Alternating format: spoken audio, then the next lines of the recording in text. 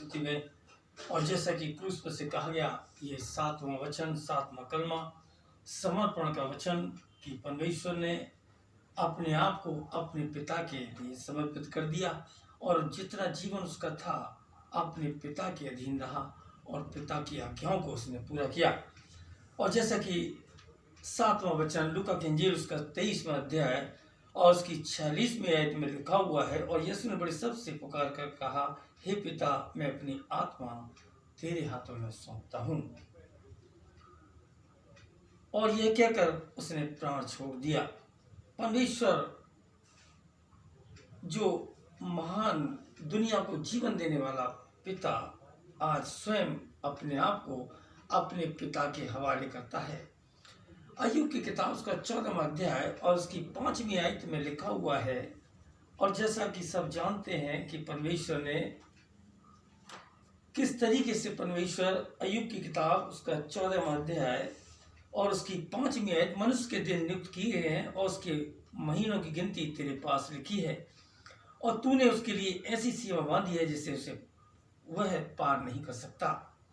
क्योंकि मृत्यु निर्दयी होती है, यह किसी की उम्र को, किसी की हैसियत को और किसी के रुतबे को नहीं देखती कि हमारे पाप के कारण वो हमारे लिए क्रूस पर चढ़ा गया और मारा गया। हमारे पाप के ही कारण जो जिंदगी का देने वाला पिता, जो दुनिया को सांस देने वाला पिता आज स्वयं अपने आप को अपने पिता के हवाले कर चुका और कह चुका कि मैं अपनी आत्मा तेरे हाथों में, क्योंकि उसको मालूम था कि परमेश्वर की आत्मा उसके पिता के हाथ में सुरक्षित है।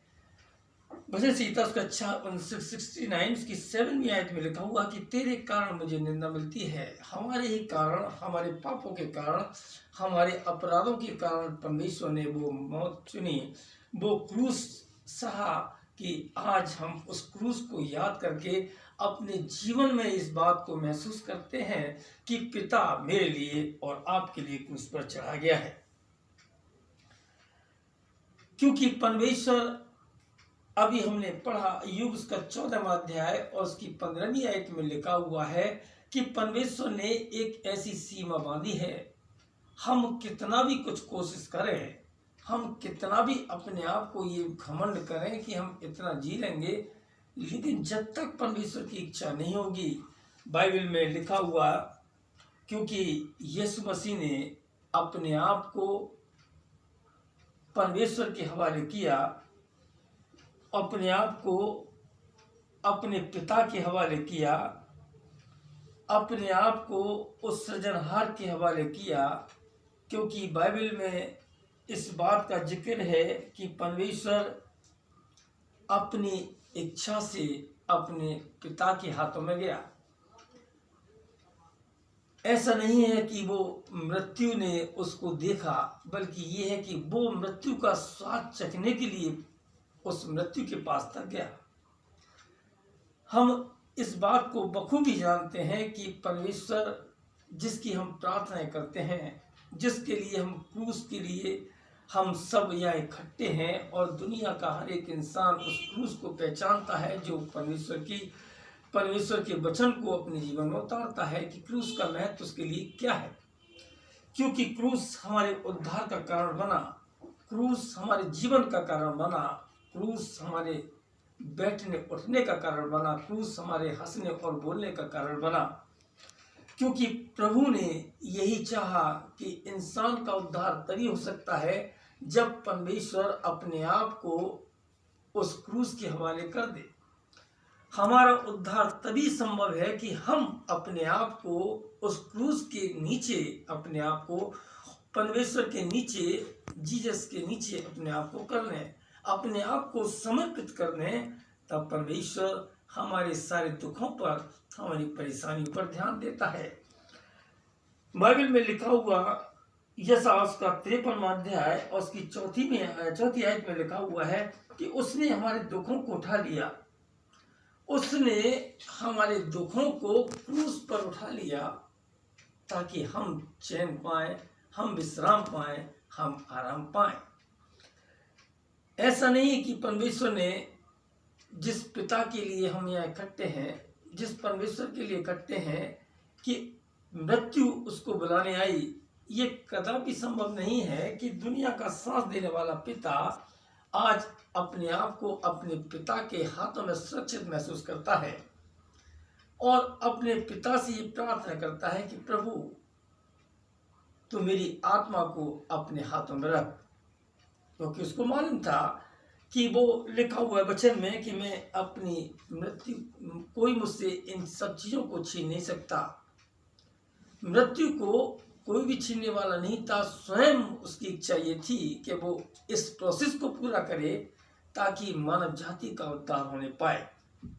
और जब तक ये संभव नहीं था, जब तक हमारा उद्धार नहीं था, जब तक कि वो क्रूस पर न चढ़े। इसीलिए बाइबल में लिखा हुआ अभी हमने पढ़ा अय्यूब उसका 14वां अध्याय और उसकी 5वीं आयत में कि मृत्यु जो होती है निर्दयी होती है, वो किसी की उम्र को, किसी की हैसियत को नहीं देखती। उसी चीज को यीशु मसीह ने पूरा किया। वो चाहता तो अपने पिता से प्रार्थना कर लेता, परमेश्वर सब कुछ कर सकता था उसके लिए, लेकिन उसने ये रास्ता इसलिए चुना क्योंकि परमेश्वर की बातें पूरी होने पाए। हम भी उस प्रोसेस से गुजरते हैं, हम मानव जाति उस प्रोसेस से गुजरती है कि हम सबको उस मृत्यु के स्वाद को चखना ही होगा। जिस तरीके से यीशु मसीह ने हमको और आपको सिखाया कि जब हम परमेश्वर में सोते हैं, प्रभु में सोते हैं, क्योंकि परमेश्वर ने ऐसी सीमा बांधी है कि हम उसको पार नहीं कर सकते। जो कुछ परमेश्वर ने तय किया है मेरे और आपके लिए, उसको तो हमको पूरा ही करना है। लेकिन उसके बाद हमारा अनंत जीवन है। जिस तरीके से यीशु मसीह ने उस दो डाकुओं के बीच में से एक डाकू से कहा कि तू आज ही और इसी समय तू मेरे साथ कहाँ होगा, स्वर्ग में होगा।